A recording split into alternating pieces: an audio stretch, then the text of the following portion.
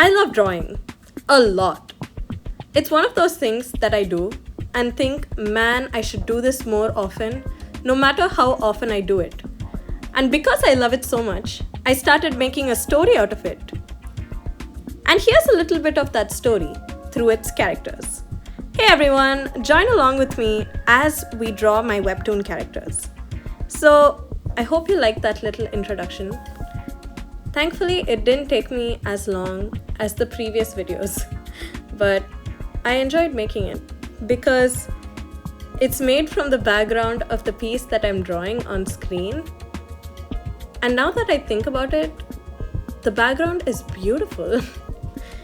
Anyways, so hey everyone, welcome back or welcome.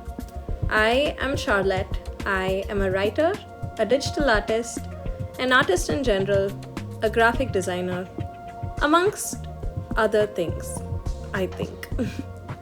So, the piece that you see on screen is a redraw of Charlotte Pourquoi, my original character that I am currently drawing for my comic series. So, if you've watched the last video, you would know that I've been working on this character for about 9 years now, but I believe its initial conceptualization started even before that. However, because of growing up, having other responsibilities, and also being unable to find the creative spark at all times, this character is still getting reworked. For the good, honestly. But I haven't given up on her, and I love drawing her. So, she is supposed to be the main character of the series, where her whole life revolves around trying to figure out what to do and when to do things. And in the recent draft that I have been working on for this character, she seems to be with a lot of burdens and thoughts and unhealed trauma that she's also trying to navigate through. And in a way, I see that letting the character to grow over the course of 9 years is what helped her to gain that much of a depth. Because ultimately, these characters that are being told are a piece of me in one sense, and also the stories of everyone that I've met. Obviously, it's not going to be people's story as it is, but rather to experiment and to curate a whole universe, a whole world where those stories gain relevancy through this story is the hopes that I have for it. And so I couldn't have gotten that far without first experiencing them for myself, as well as being able to listen to such stories from others. And I think that's something that only time and seasons can help you to curate, and I'm grateful for it. So initially when I started this YouTube channel, it was supposed to be something that really captured the webtoon creation process, all the digital art works that I was producing. And to a certain extent, it is true. A lot of what I've done digitally are being recorded in these videos. But there's so much more that is done behind the scenes that I usually don't show, either because I don't know how to film stuff or because I like the process to be with myself for now, I guess. And as an artist, it's interesting because the process is one, a lot of other rough sketches that you do, but at the same time, it's also a lot of thinking that you do. And I can't really bring out that thinking unless it's voiceovers like these, or it's documented writing, a documented drawing, or films. You get the point. So let's come back to this sketch a little bit more. The character that you see on the right hand side is Ezra Valentino. He is the second main lead.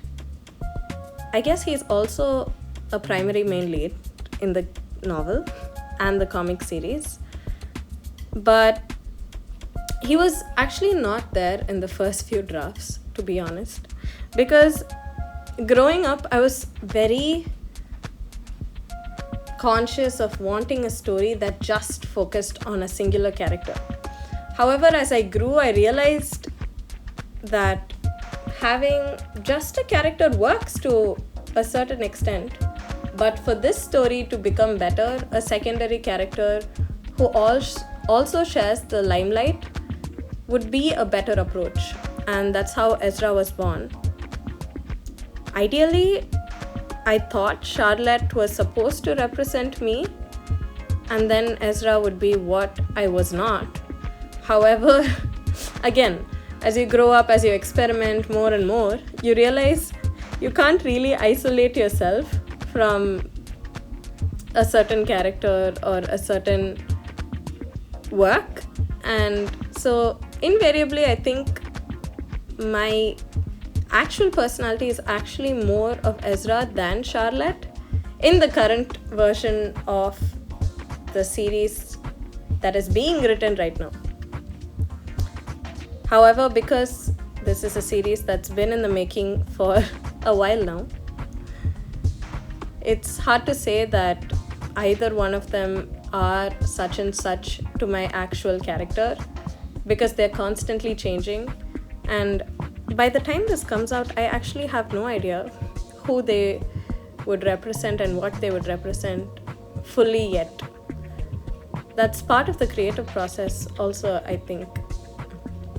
So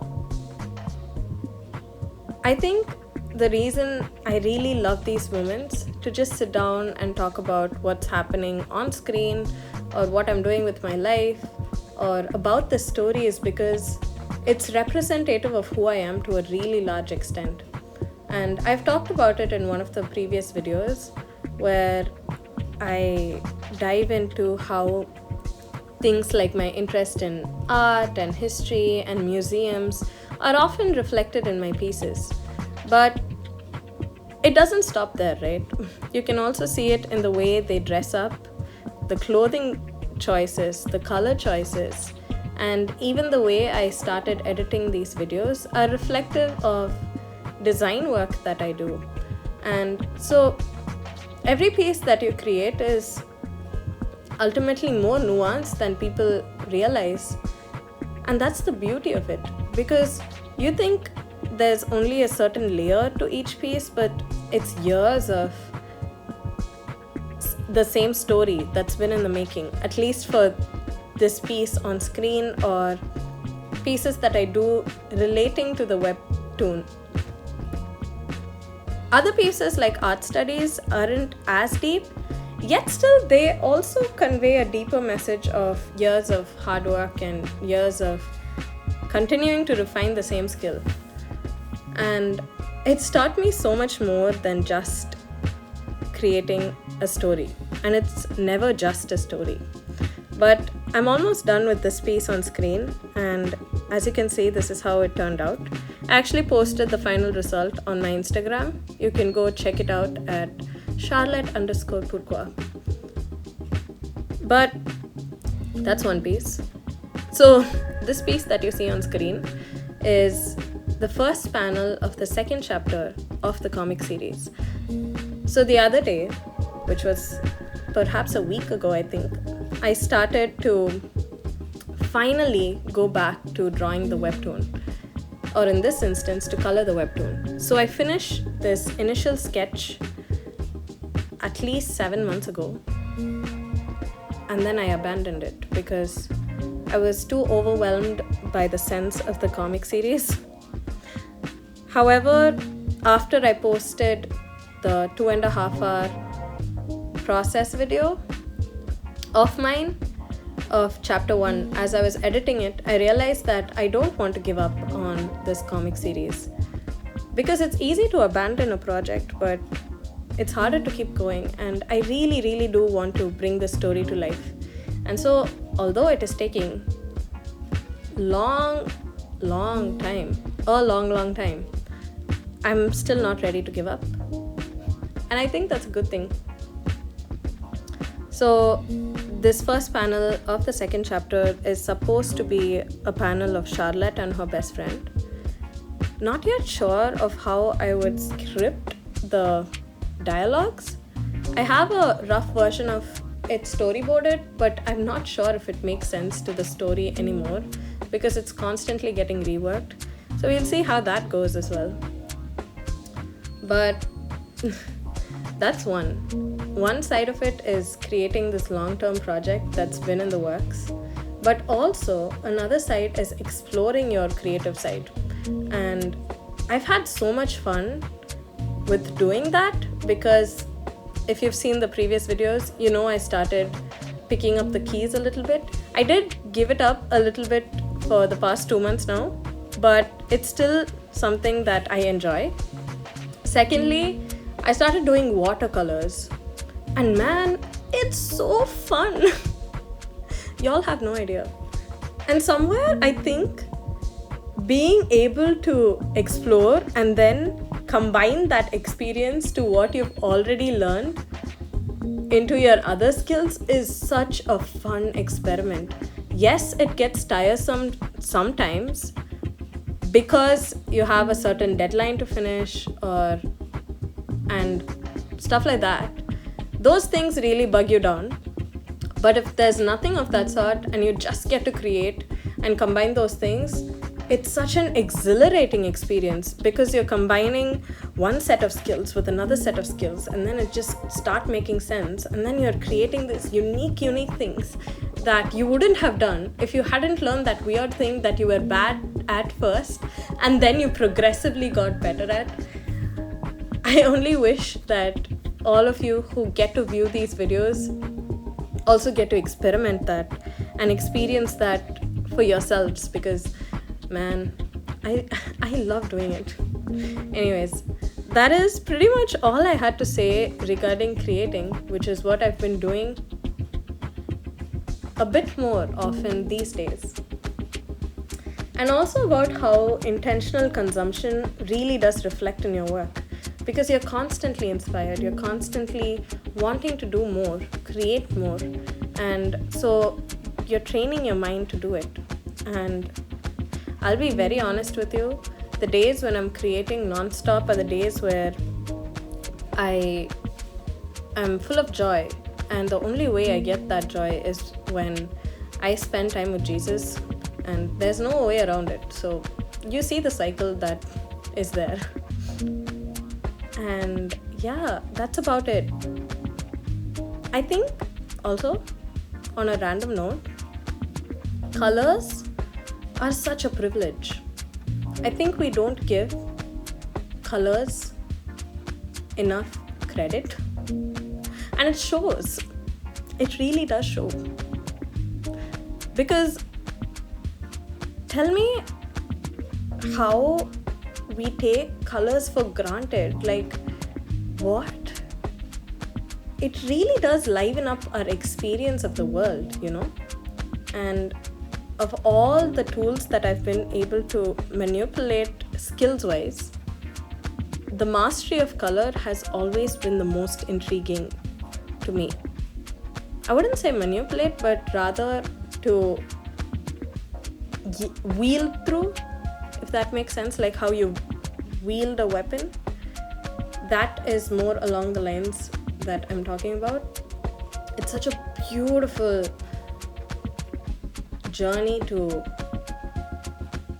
intertwine what you know and what you don't know, and experiment and make more color through art, make more color through a drawing. And genuinely, if you're someone who's not an artist, or if you don't think you're an artist, but you love doing things, love being a creative, don't give up on that. And for those of you who don't draw or don't use colors, please do.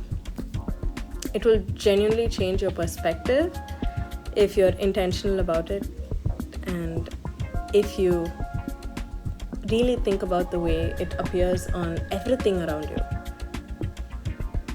I'm sorry to those who are colorblind, because that might not be the case for you.